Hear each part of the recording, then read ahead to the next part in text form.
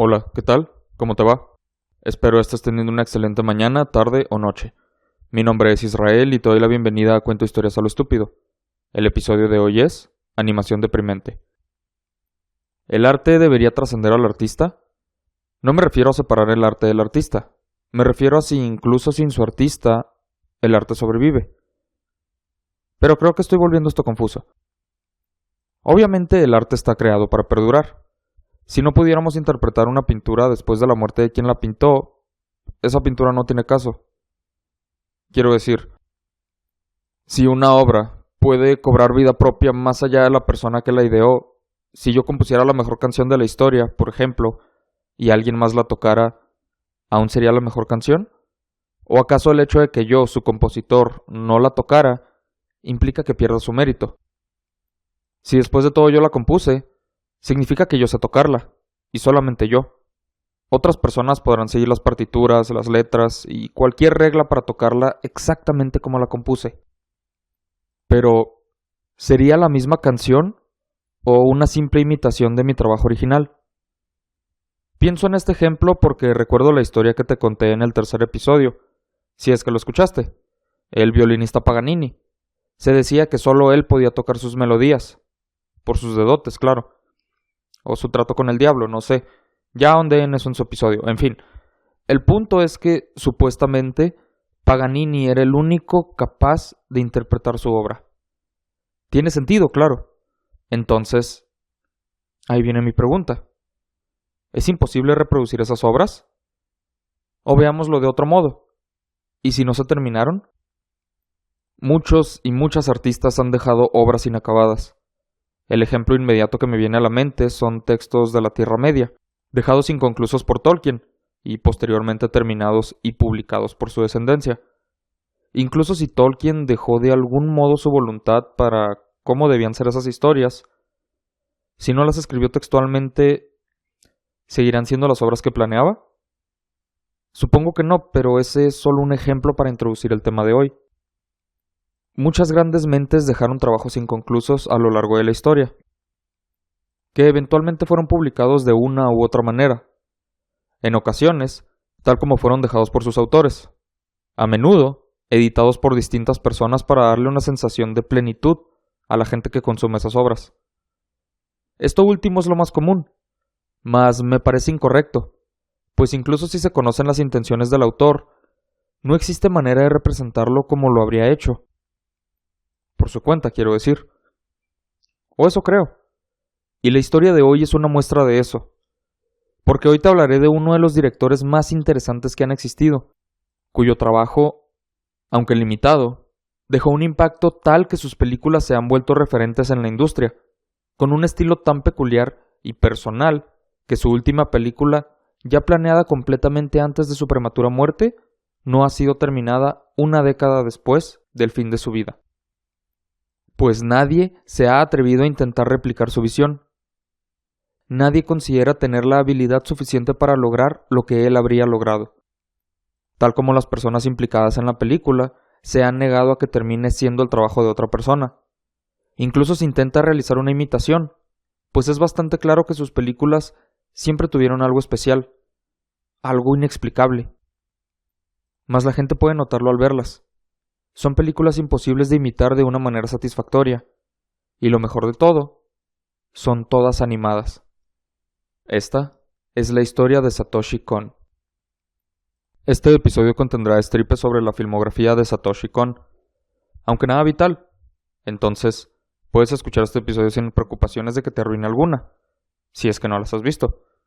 Creo que las películas de este director son del tipo que se debe ver sí o sí. Además, apenas son 4, entonces no es tanta inversión de tiempo. Por eso, en lugar de adentrarme mucho en las tramas de estas películas, te hablaré más sobre sus mensajes y las características que comparten, así como por qué considero que Kon fue un director tan bueno. De cualquier modo, conozcas la carrera de Kon por sus películas, cortometrajes, su serie animada, o no la conozcas en absoluto, espero disfrutes este episodio y la historia de un director que, en su corta carrera, logró lo que muchos no logran en carreras muchísimo más longevas, repletas de productos conocidos a lo largo del mundo, Y lo más interesante, todo lo logró en un medio normalmente ignorado y visto como infantil, la animación. El 25 de noviembre de 2006 se estrenó Paprika, la cuarta y última película dirigida por Satoshi Kon, un director con una carrera enormemente reconocida, a pesar de sus pocas producciones, que culminó prematuramente con dicha película. Pero conozcamos un poco mejor a este hombre. Nacido el 12 de octubre de 1963, Satoshi mostró un gran interés por el dibujo y la animación desde muy joven. Durante su educación de preparatoria comenzó a aspirar a dedicarse a la animación. Algunas de sus mayores inspiraciones fueron Heidi, Niña de los Alpes, Conan, Niño del Futuro, y Domu, El sueño de un niño. Pero su mayor inspiración para sus dibujos fue, sin duda, el novelista japonés Yasutaka Tsutsui, autor de novelas como La chica que saltaba a través del tiempo y Paprika, ambas adaptadas al cine. Eventualmente se graduó de diseño gráfico en la Universidad de Arte Musashino. Antes de comenzar su carrera, se llenó de conocimientos con películas extranjeras y los libros de Tsutsui. Debutó como artista de manga en 1984 con el manga Toriko, y fue reconocido desde el inicio por medios relevantes. Más adelante, trabajó como asistente de Katsuhiro Otomo, el responsable de Akira, que si no conoces a Akira, debes ver Akira. Simplemente ve Akira. Akira cambió las cosas en términos de animación. Pero bueno, no es el tema ahora mismo. Tras graduarse de la universidad, fue autor del manga Kaikisen y trabajó como guionista de cine. De hecho, trabajó con varias figuras importantes. Por ejemplo, Mamoru Oshii, conocido especialmente por Ghost in the Shell. En la década de los 90, su trabajo se movía entre animación y dibujo principalmente. Por ejemplo, trabajó en la animación de JoJo's Bizarre Adventure. Después, en 1997, hizo su debut como director con la película Perfect Blue, inspirada en la novela homónima escrita por Yoshikazu Takeuchi. Aquí comenzamos a hablar de su filmografía. Como te dije, no te daré detalles vitales. O eso creo. Pero realmente es importante ver todas estas películas, ya sea porque te gusta la animación, los temas que tratan, o cualquier razón mínima para ver una película, estas la cumplen, y deberías verlas. Entonces, Perfect Blue. La película trata sobre Mima, una cantante de pop extremadamente famosa, adorada por las masas, pero la industria, tan volátil como es, pasa a la siguiente novedad de un momento a otro. Mima siente que su momento ha pasado y debe rescatar su carrera. Para eso, le aconsejan abandonar la carrera musical y dedicarse a la actuación. Le ofrecen un papel en televisión y, aunque su personaje no la convence, le interesa más conservar esa fama que mantenerse íntegra a sus ideales. Por lo tanto, acepta el papel. Lo cual resulta ser un gran error, ya que comienza a perderse a sí misma, pierde el contacto con la realidad y comienza a sentir que su vida no es suya. Entonces, para empeorar las cosas, aparece una mujer igual a ella, una gemela idéntica a Mima, pero que no ha dejado la carrera musical. Es un reflejo que la sigue a todas partes.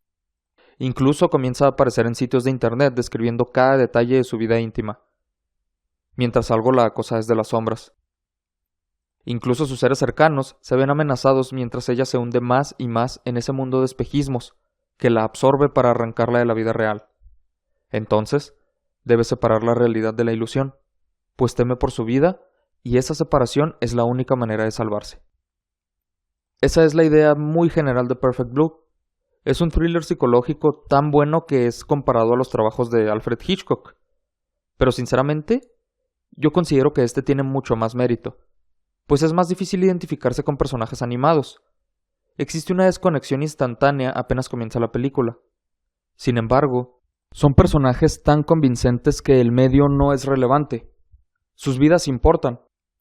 Es sencillo conectar con las situaciones y esta película, sobre todo tomando en cuenta que venía de un director novato, es algo que merece la pena ver. Cuenta con escena de impacto tras escena de impacto. Las películas de Kon no están dirigidas a públicos infantiles, a pesar de ser animadas. Y creo que ese era el punto, mostrar algo maduro con un medio considerado inmaduro. Muchas personas consideran que debió ser una película con gente real, pero la verdad es perfecta así. Está tan bien realizada que es mucho más efectiva que muchas películas famosas con personajes reales. Ha inspirado muchas obras. Incluso Darren Aronofsky pagó los derechos de la película para recrear una escena específica en su película del 2000, Requiem por un sueño. Y eso no es todo. Hay una película, de la cual de hecho he hablado, también de Aronofsky, que comparte grandes similitudes con Perfect Blue. Y aunque él ha reconocido dichas similitudes, se niega a aceptar que Perfect Blue sea una influencia para una de sus películas más exitosas. Me refiero, por supuesto, a El Cisne Negro. Realmente, El Cisne Negro parece un tipo de reimaginación de Perfect Blue. Y aunque respeto que su director lo niegue, es muy difícil negar también que Black Swan parece estar inspirada en varios aspectos de Perfect Blue. No es una copia escena por escena, para nada. Pero son tan parecidas. Black Swan tiene su mérito, no me malentiendas, pero me parece difícil creer que no hubo influencia alguna. Como sea. Perfect Blue es una película tensa y extremadamente buena. Si tuvieras la oportunidad de verla, te la recomiendo bastante, y si ya la viste, vale la pena otro vistazo. Mima es un excelente personaje y su lucha por mantener la fama y el amor del público es dura, es incómoda, mas es tan interesante verla, al menos para mí, la lucha de alguien que no quiere ser olvidada. No es tanto el mensaje, sino la efectividad con la cual se representa. Es de esas películas que claramente fueron hechas con un propósito. Todas las de Kon, de hecho. Pero llegaremos a ellas. Kon no se sentía cómodo con el guión original de la película, escrito por el autor de la novela, de hecho, y solicitó hacer cambios. Se le concedió hacer los cambios que quisiera fuera de los 3 elementos principales de la novela. Según su autor, estos elementos eran ídolo, horror y acosador. Fuera de eso, Kon tenía libertad total para hacer lo que quisiera con la historia. Entonces, lo que intento decir con esto es, puedes leer la novela también, y una cosa no te arruinará la otra. Y aunque Kon no terminara completamente satisfecho con Perfect Blue, fue un éxito tanto en taquilla como en críticas, pero apenas estaba comenzando. Tras su debut, Kon consideró realizar una película de la novela de Yasutaka Tsutsui de 1993, Paprika. Sin embargo, ese plan se vio detenido cuando la compañía encargada de distribuir Perfect Blue cayó en bancarrota. No fue sino hasta 2001 cuando pudo realizar su siguiente proyecto, Millennium Actress, con aproximadamente el mismo presupuesto que Perfect Blue. Esta segunda película recaudó mayores ganancias en taquilla, así como más reconocimientos críticos. El guión fue escrito por Sadayuji Murai, quien intentó realizar un estilo de trampantojo, una técnica utilizada para engañar al ojo humano, de ahí trampa ante el ojo, con la arquitectura, con perspectivas engañosas que a menudo son confundidas por sus espectadores, trucos de profundidad, ángulos, etc. Eso es un trampantojo. Esta película trata sobre Chiyoko Fujiwara, una actriz en el punto más alto de su carrera, que se retira repentinamente. Genya Tachibana es un director buscándola para producir un documental sobre su vida. La historia gira alrededor de estos dos personajes, aunque Chiyoko es el personaje más importante. La película sigue un estilo de obra dentro de una obra, tomando en cuenta que nosotros podemos ver cómo se desarrolla el documental dentro de la película. La vida de Chiyoko transcurre durante el tumultuoso periodo rodeando la Segunda Guerra Mundial, aunque sus personajes en películas pertenecen a periodos de tiempo que van desde el periodo Sengoku hasta una era futurista con historias espaciales. Esta película, inspirada en la vida de la actriz japonesa Setsuko Hara, te hará reflexionar muchísimo. No aseguro que te hará llorar, depende mucho de cada persona, pero en serio, es extremadamente difícil que esta película no te llegue de alguna manera. Chiyoko cuenta su vida, sus razones para ser una actriz, y todo su viaje a lo largo de múltiples películas con un solo objetivo. Conocer la historia de esta mujer y verla revivir sus recuerdos es toda una experiencia, y realmente me sorprende lo mucho que puedo conectarme con Chiyoko, y no dudo que así le pase a más personas. Me siento en sus zapatos y su larga vida, sus razones para seguir adelante, Toda su historia es una con la que es fácil conectar. No necesariamente identificarse, sino empatizar con ella. Esa es la belleza de esta película. No trata de identificarte con sus personajes, como suele ocurrir. Más es fácil empatizar con ellos y tomarles cierto cariño. Sobre todo a la protagonista, obviamente. Pasaron un par de años y Satoshi comenzó su siguiente proyecto, Padrinos de Tokio. Un largometraje sobre 3 personas sin hogar, viviendo en Tokio, obviamente, que descubren un bebé en Nochebuena y se dan la misión de encontrar a sus padres. Los personajes son Jin, un alcohólico de mediana edad, adicto a las apuestas, Hana, una mujer transgénero y antigua drag queen, y Miyuki, una adolescente que escapó de su hogar, así como la bebé que rescatan. La historia sigue al trío tras encontrar a la bebé llorando en un montón de basura. Toda la película es una aventura fantástica para encontrar a la familia, encontrándose en el camino con mafiosos, un intento de asesinato, una mujer suicida e incluso una persecución vehicular. Fue más costosa que sus trabajos previos, con un presupuesto de unos 300 millones de yenes, y trató con temas como las personas sin hogar, el abandono y toques de comedia oscura. Fue escrita por Keiko Nobumoto, y hasta donde sé, es el trabajo menos conocido de Kon, al menos fuera de su país.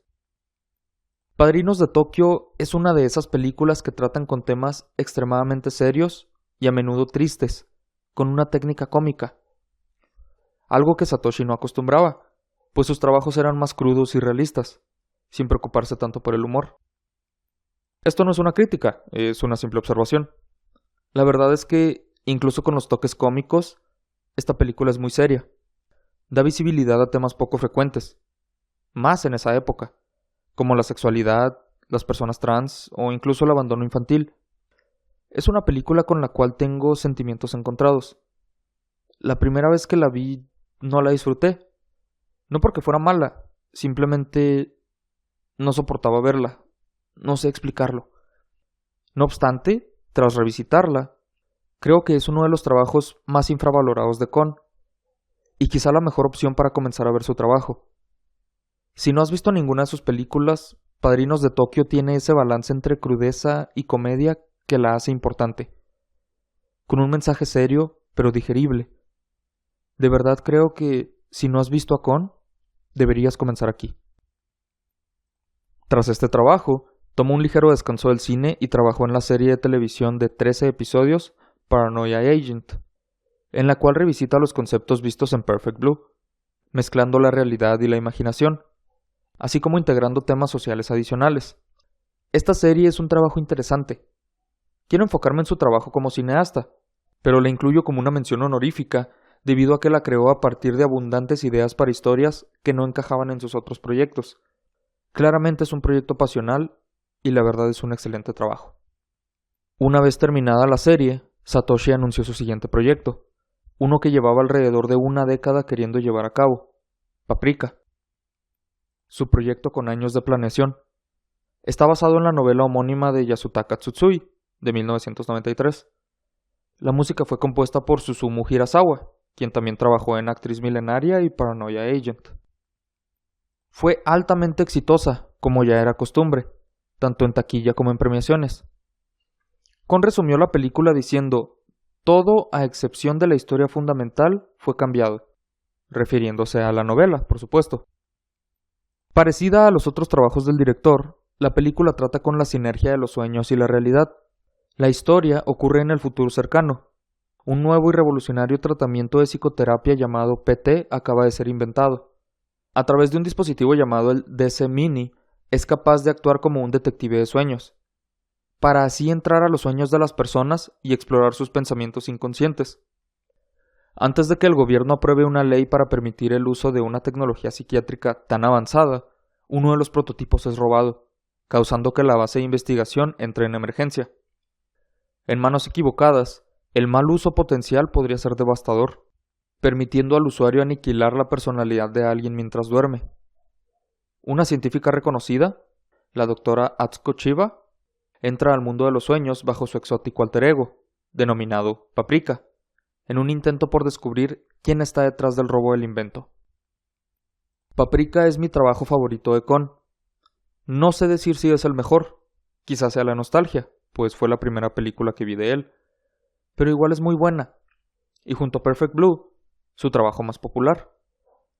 Creo que Paprika es un poco más conocida, pero podría estar equivocado. No me consta y no me parece muy importante, solo era un comentario.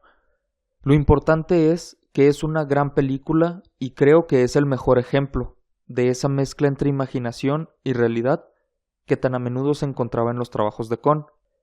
Si entras a ver sus películas, te recomendaría dejar hasta el final.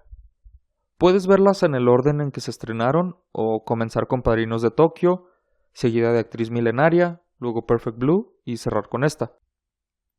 Ver la serie es opcional, pero yo creo que este es el mejor orden en el que puedes verlas. Aunque sí te recomiendo revisar todo su trabajo como director. Vale mucho la pena. Es uno de los mejores directores, no solo de cine animado, sino que he visto, a pesar de tener tan pocos trabajos en su haber, comparado con otros directores aclamados. Tras Paprika, la carrera de Kon estaba viendo su mejor época en toda su vida. Con este éxito y su participación en algunos proyectos variados, era obvio que cualquier cosa planeada por él sería un éxito. Tanto que la emoción no faltó cuando comenzó el trabajo para su siguiente largometraje, Yume Miruki-kai, cuyo nombre en inglés sería The Dream Machine, o sea, la máquina de sueños. Mientras trabajaba en esta película, en mayo de 2010, Satoshi Kon fue diagnosticado con cáncer terminal de páncreas. Le calcularon 6 meses de vida, los cuales decidió pasar en casa. No mucho antes de su muerte, Satoshi dejó un último mensaje, el cual sería publicado en su blog por su familia después de su muerte. En este mensaje explicó que no quiso hacer de su muerte una noticia, debida en parte a la transformación de su cuerpo por la enfermedad. Por ello, cuando su muerte salió al público, fue algo sorprendente. Solo personas muy cercanas a él conocían la verdad, sobre todo porque en apariciones recientes no se notaba ningún cambio, ya que el cáncer progresó en cuestión de meses tras ser diagnosticado. Kon murió el 24 de agosto de 2010 a los 46 años de edad. Después de su muerte, fue nombrado en las personas del año de la revista Time de 2010. Darren Aronofsky, el que no le copió para nada la idea de Perfect Blue, le escribió una elegía, la cual se publicó en un libro retrospectivo de la carrera de animación de Kon. Pero volvamos a su último trabajo, Yume Miruki-kai. A diferencia de sus otros trabajos, todos con temas y animación maduras, esta sería una película de aventura y fantasía, dirigida a audiencias más jóvenes. Sin embargo, según la escribió Kon, también será una película que podrán disfrutar las personas que no han visto nuestras películas hasta este punto. Entonces será una aventura que incluso audiencias más adultas podrán apreciar. No habrá personajes humanos en la película, solo robots. Será como una película de viaje con robots. Los protagonistas serían Ririko, un personaje inteligente y con características de líder parecida a Paprika, Robin, un pequeño robot amarillo, y King, el grande y leal robot azul. A Kon le preocupaba el destino de la película tras recibir su diagnóstico. Habló con la persona al mando de Madhouse, Masao Maruyama, y este le aseguró que la película se completaría sin importar nada. Cuando Kon murió, se suspendió la producción, la cual apenas tenía 600 de las 1500 tomas. No había manera de continuarla, pues sin Kon presente no había fondos disponibles. Por un tiempo Yoshimi Itazu tomó el mando de director, mas no duró mucho. Masao dejó Madhouse en 2011 para fundar MAPPA, donde según él podría hacer nuevas cosas que no se permitían en Madhouse, y en 2012 comentó que aún no conseguía los fondos para continuar la película. Sin embargo, dijo que su meta personal era completar la película a los 5 años de la muerte de Kon, y seguía trabajando en eso. Por desgracia, para julio de 2015, reportaron que la película permanecía en producción, pero no continuaba porque se estaba buscando un director capaz de emular las habilidades y visión de Kon. Aunque Maruyama aseguró que nadie es capaz de igualarlo. En 2016, Maruyama comentó: durante 4 o 5 años busqué a un director adecuado para completar el trabajo de Kon. Antes de su muerte, el storyboard y el guión, incluso partes claves de la película, estaban completas. Entonces pensé, incluso si alguien puede imitar el trabajo de Kon, estaría claro que solo es una imitación. Por ejemplo, si Mamoru Hosoda tomara la posición de director, la Yume Miru Kikai completada sería un buen trabajo. Sin embargo, sería la película de Hosoda, no de Kon. Esta debería ser la película de Kon, de él y solo suya, nadie más. Eso significa que no podemos y no deberíamos comprometernos solo para terminarla. Me tomó años alcanzar finalmente esta dura conclusión. En lugar de eso, deberíamos tomar solo el concepto original de Kon y dejar que alguien la convierta en su película. Haciendo eso, la pieza completada sería 100% el trabajo de esa persona, y estoy bien con eso. También consideré hacer un documental sobre Kon. Hasta la fecha, Yume Miru Kikai permanece incompleta, y al parecer así permanecerá. Si te soy sincero, no tengo problema con eso. Estoy de acuerdo con Maruyama. El concepto debería vivir, pero ser el trabajo de alguien más. Eso haría honor a lo que Kon quería, pero sin imitar su trabajo, sino darle vida a su idea, aunque no sea la que él habría hecho. La vida de Kon dejó muchas cosas interesantes. Definitivamente fue una vida corta y el mundo se quedó sin muchas buenas películas que pudo hacer.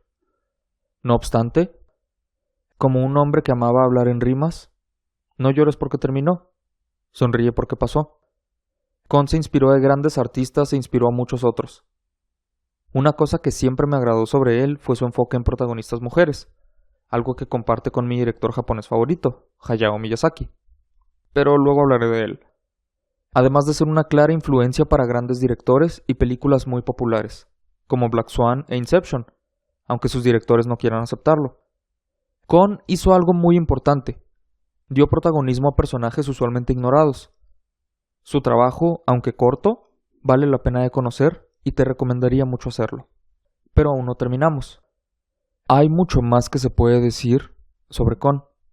No solo su trabajo de animación, tan solo su blog está lleno de cosas interesantes. Pero quiero cerrar este episodio con algo muy importante. Su último mensaje. Debes tener en cuenta que es una traducción un tanto ruda, puesto que no sé japonés, pero hice lo posible por conseguir la interpretación más fiel de sus palabras. Entonces, para ti, el último mensaje de Satoshi Kon para el mundo. Adiós. Recibí el siguiente diagnóstico de un doctor cardiovascular en el Hospital de la Cruz Roja Musashino. Son las últimas etapas de cáncer de páncreas. Ha hecho metástasis a varios huesos. Tiene, a lo máximo, 6 meses de vida. Mi esposa y yo escuchamos juntos. Era un destino tan inesperado e insostenible que nosotros dos juntos apenas pudimos soportarlo. Solía pensar sinceramente, no puedo hacer nada si muero cualquier día. Aún así, ¿fue tan repentino? Siendo sincero, hubo algunas señales. 2 o 3 meses antes tuve fuertes dolores en varios lugares de mi espalda y en las piernas. Perdí la fuerza en mi pierna derecha y me resultaba difícil caminar. Entonces estuve yendo con un acupunturista y un quiropráctico, pero no hubo mejoría. Entonces, tras ser examinado con una maquinaria tan avanzada, vino el repentino pronunciamiento del tiempo que me restaba. Era como si la muerte se hubiese posicionado frente a mí antes de que lo supiera y no había nada que pudiese hacer. Tras el pronunciamiento, mi esposa y yo investigamos maneras de prolongar mi vida. Era literalmente una situación de vida o muerte. Recibimos el apoyo de grandes amigos y fuertes aliados. Rechacé el medicamento contra el cáncer e intenté vivir con una perspectiva del mundo ligeramente distinta a la norma. El hecho de que rechazara lo que se esperaba era algo muy de mí. Nunca sentí que perteneciera con la mayoría. Era lo mismo con el cuidado médico y todo lo demás. ¿Por qué no intentar vivir bajo mis propios principios? No obstante, como es el caso cuando intento crear una película, la fuerza de voluntad de uno no hizo el trabajo. La enfermedad continuó progresando día con día. Por el otro lado, como miembro de la sociedad, acepto al menos la mitad de lo que la sociedad en general considera correcto. Pago impuestos. Estoy lejos de ser un ciudadano ejemplar, mas soy un miembro completo de la sociedad japonesa. Entonces, además de las cosas que necesitaba para prolongar mi vida, desde mi propio punto de vista, también intenté hacer todas las cosas necesarias para estar listo para morir apropiadamente. Sin embargo, no creo haber logrado manejarlas apropiadamente.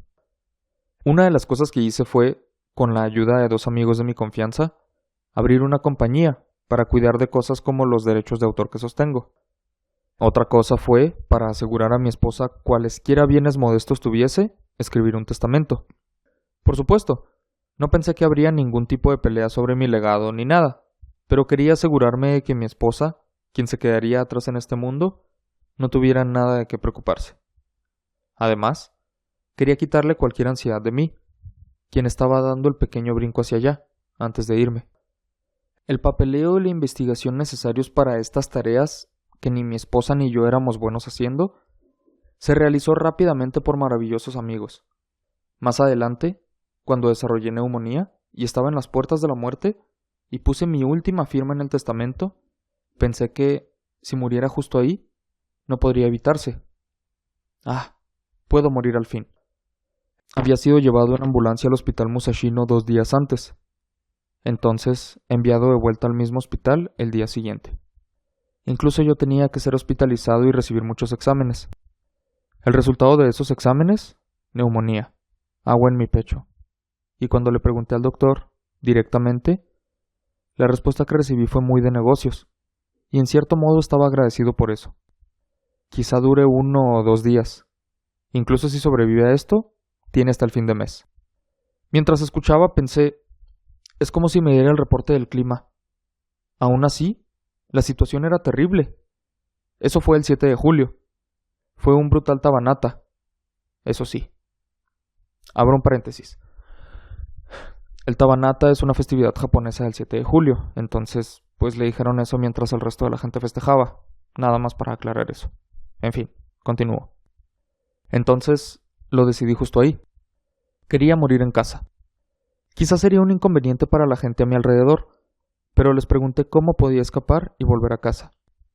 Pude hacerlo gracias a los esfuerzos de mi esposa, la cooperación del hospital, a pesar de su posición de haberse rendido conmigo, la tremenda ayuda de otras instalaciones médicas, y las coincidencias que fueron tan numerosas que solo podían parecer regalos del paraíso.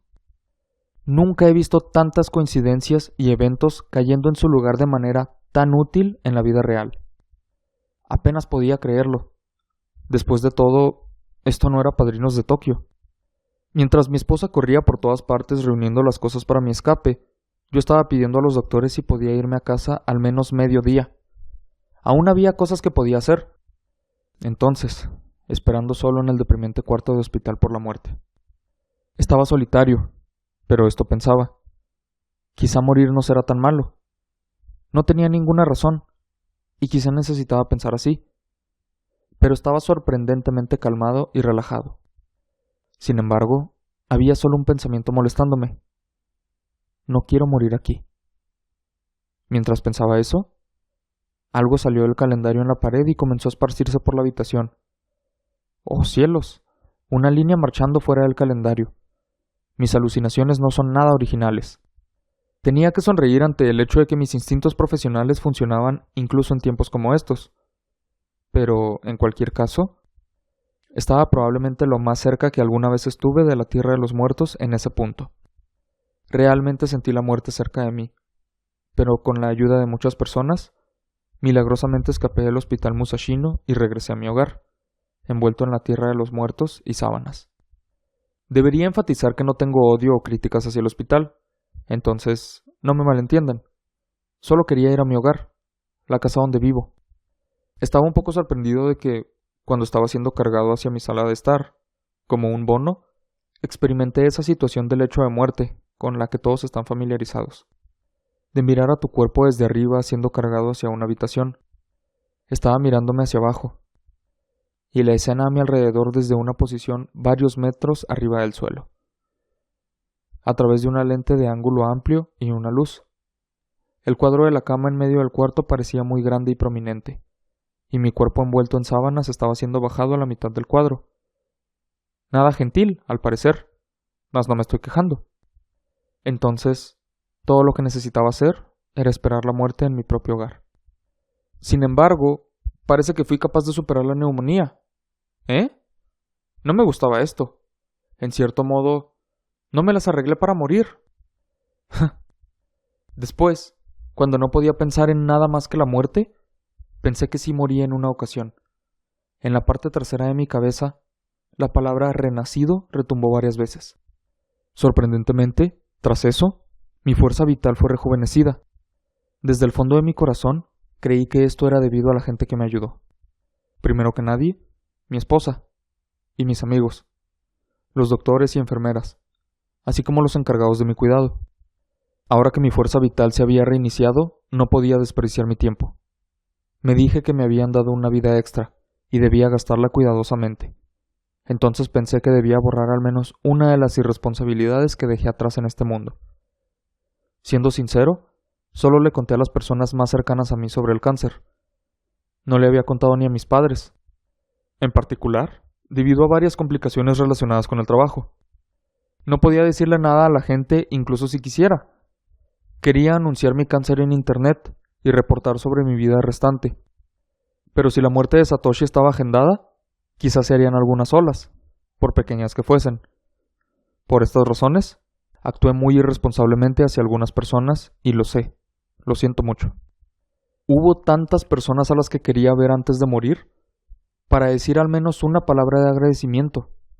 Familiares y conocidos, viejos amigos y excompañeros de la escuela, los amigos que hice en la universidad, la gente que conocí en el mundo de los mangas, con quienes intercambié tanta inspiración, la gente en el mundo del anime junto a cuyos escritorios me senté, fui a beber con ellos, con quienes competí en los mismos trabajos, los amigos con quienes compartí buenos y malos tiempos, las incontables personas que pude conocer gracias a mi posición como director de cine, las personas que se llaman a sí mismas mis fanáticas, no solo en Japón, sino alrededor del mundo, los amigos que hice por internet.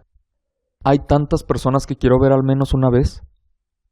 Bueno, hay algunas que no quiero ver también, pero temo que, si las veo, el pensamiento de no puedo volver a ver a esta persona se apoderará de mí.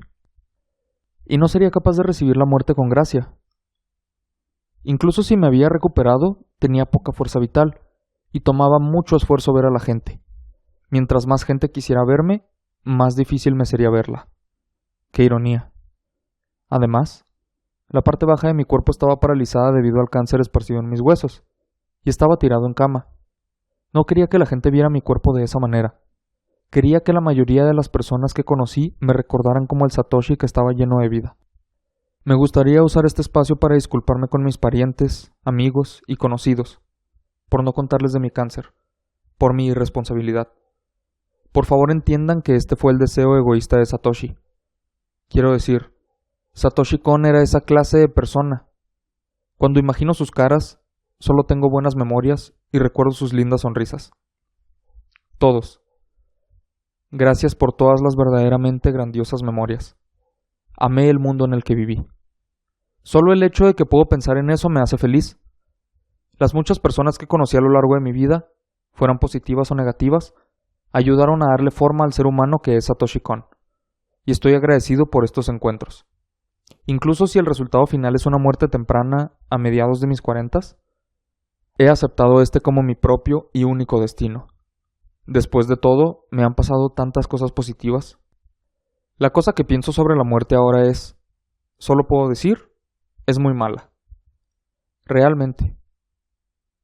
Sin embargo, aunque puedo dejar ir muchas de mis acciones irresponsables, al no decirle a la gente, no puedo evitar arrepentirme sobre dos cosas. Sobre mis padres y sobre el fundador de Madhouse, Maruyama-san. Aunque fue bastante tarde, no había más opción que decir la verdad. Quería rogarles por su perdón. Tan pronto vi la cara de Maruyama-san cuando vino a verme a mi hogar, no pude parar el flujo de lágrimas, ni mi sentimiento de vergüenza. Siento tanto terminar así. Maruyama-san no dijo nada.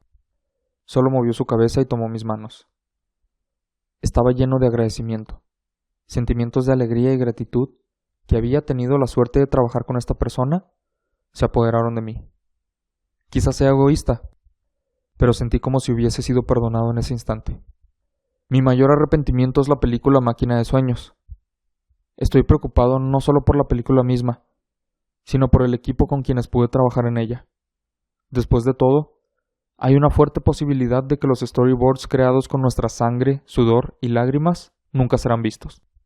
Esto es porque Satoshi Kon puso sus brazos alrededor de la historia original, el guión, los personajes, los escenarios, la música, cada imagen.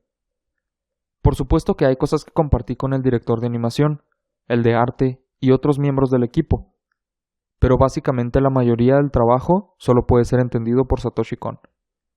Es fácil decir que fue mi culpa por arreglar las cosas de esta manera, pero desde mi punto de vista, hice mi mayor esfuerzo por compartir mi visión con otros. Sin embargo, en mi estado actual solo puedo sentir un profundo arrepentimiento por mis insuficiencias en estas áreas. Me disculpo con todo el equipo. Sin embargo, quiero que entiendan, aunque sea un poco. Satoshi Kon era esa clase de persona, y por eso fue capaz de hacer anime algo raro que era un poco distinto. Sé que esta es una excusa egoísta, pero piensen en mi cáncer y por favor, perdónenme. No he estado esperando la muerte pacientemente. Incluso ahora estoy pensando con mi débil cerebro en maneras de dejar vivir mi trabajo incluso cuando me haya ido. Pero son todas ideas vacías. Cuando le dije a Maruyama-san mis preocupaciones sobre Máquina de Sueños, él solo dijo: «No te preocupes, algo se nos ocurrirá, así que no te preocupes». Lloré. Lloré incontrolablemente. Incluso con mis películas previas, he sido tan irresponsable con las producciones y los presupuestos, pero siempre tenía a Maruyama-san para resolverlo por mí al final. Esta vez no es distinto. Realmente no he cambiado. Pude hablar de todo con Maruyama-san. Gracias a esto, pude sentir, al menos un poco, que los talentos y habilidades de Satoshi Kon fueron de algún valor para nuestra industria. Lamento perder tu talento. Desearía que fueras capaz de dejarlo para nosotros. Si Maruyama-san de Madhouse dice eso, puedo irme al inframundo con un poco de orgullo después de todo. Y por supuesto, incluso sin nadie más diciéndome esto, sí me duele que mis extrañas visiones y habilidad de dibujar cosas a detalle se perderá, pero eso es inevitable. Estoy agradecido desde el fondo de mi corazón porque Maruyama-san me diera la oportunidad de mostrarle estas cosas al mundo. Gracias. Muchísimas gracias. Satoshi Kon fue feliz como un director de animación. Fue desgarrador contarles a mis padres. De verdad intenté ir a Sapporo, donde mis padres viven, mientras todavía era capaz, pero mi enfermedad progresó de manera tan inesperada y molestamente rápida que terminé llamándoles por teléfono en el hospital cuando estuve más cerca de la muerte. Estoy en etapas terminales de cáncer y moriré pronto. Fui tan feliz de nacer como hijo suyo. Padre, madre, gracias. Debieron estar devastados de escuchar esto por sorpresa, pero estaba seguro de que iba a morir justo entonces. Pero entonces volví a casa y sobreviví a la neumonía. Tomé la gran decisión de ver a mis padres. Querían verme también, pero sería difícil verlos y no tenía la voluntad de hacerlo. Pero quería ver las caras de mis padres una última vez. Quería decirles lo agradecido que estaba de que me trajeran a este mundo. He sido una persona feliz. Aunque debo disculparme con mi esposa, mis padres y toda la gente que amo por haber vivido mi vida un poco más rápido que la mayoría. Mis padres siguieron mis deseos egoístas y vinieron al siguiente día desde Sapporo hasta mi casa. Nunca puedo olvidar las primeras palabras en salir de la boca de mi madre cuando me vio tirado. Lo siento tanto por no traerte a este mundo con un cuerpo más fuerte. Me quedé sin palabras. Solo podía pasar un tiempo corto con mis padres, pero fue suficiente. Había sentido que, si veía sus caras, sería suficiente, y realmente resultó ser así. Gracias, padre, madre. Estoy tan feliz de que nací en este mundo como hijo de ustedes dos. Mi corazón está lleno de recuerdos y gratitud. La felicidad por sí misma es importante, pero estoy tan agradecido de que me enseñaran a apreciar la felicidad. Les agradezco, muchísimo. ¿Es tan irrespetuoso morir antes que los padres de uno? Pero en los últimos 10 o más años he sido capaz de hacer lo que quiero como director de anime, alcanzar mis metas y conseguir algunas buenas reseñas. Sí siento remordimiento de que mis películas no recaudaran mucho dinero, pero creo que consiguieron lo que merecían. En estos poco más de 10 años, en particular, he sentido como si hubiese vivido de una manera más intensa que la mayoría de la gente, y creo que mis padres entendieron lo que había en mi corazón. Debido a las visitas de Murayama-san y mis padres, siento como si me hubiesen quitado una enorme carga de mis hombros. Finalmente, a mi esposa, de quien me preocupo más, pero que ha sido mi apoyo hasta el final. Desde ese pronunciamiento de tiempo restante, nos ahogamos juntos en lágrimas, tantas veces. Cada día fue brutal para ambos, física y mentalmente. Física y mentalmente. Casi no hay palabras para eso. Pero la razón de que pudiera sobrevivir a esos días difíciles fueron las palabras que me dijiste justo después de que recibimos las noticias. Estaré a tu lado hasta el final. Fiel a esas palabras, como si estuvieras dejando mis preocupaciones en el polvo, hábilmente dirigiste las exigencias y solicitudes que venían hacia nosotros como avalancha, y rápidamente aprendiste a cuidar a tu esposo. Estaba tan conmovido verte lidiar con cosas de manera tan eficiente. Mi esposa es asombrosa. ¿Que ya no hay necesidad de decir eso, dijiste? No. Eres incluso más asombrosa ahora de lo que jamás fuiste. De verdad me siento así. Incluso después de que muera, creo que enviarás a Satoshi Kon al siguiente mundo con gracia. Desde que nos casamos estuve tan envuelto en trabajo, que solo pude pasar algo de tiempo en casa después del cáncer. Qué vergüenza. Pero permaneciste cerca de mí. Siempre entendiste que necesitaba estar inmerso en mi trabajo, que mi talento estaba ahí. Era feliz, realmente feliz. Durante mi vida y mientras espero por la muerte, no puedo expresar mi gratitud hacia ti. Gracias. Hay tantas cosas, incontables cosas, que me preocupan, pero todo necesita un final. Me gustaría expresarles mi gratitud más profunda. Pacientemente lidiaron con los numerosos dolores que el cáncer trae, y se encargaron de hacer mi tiempo hasta el último objetivo llamado muerte más cómodo.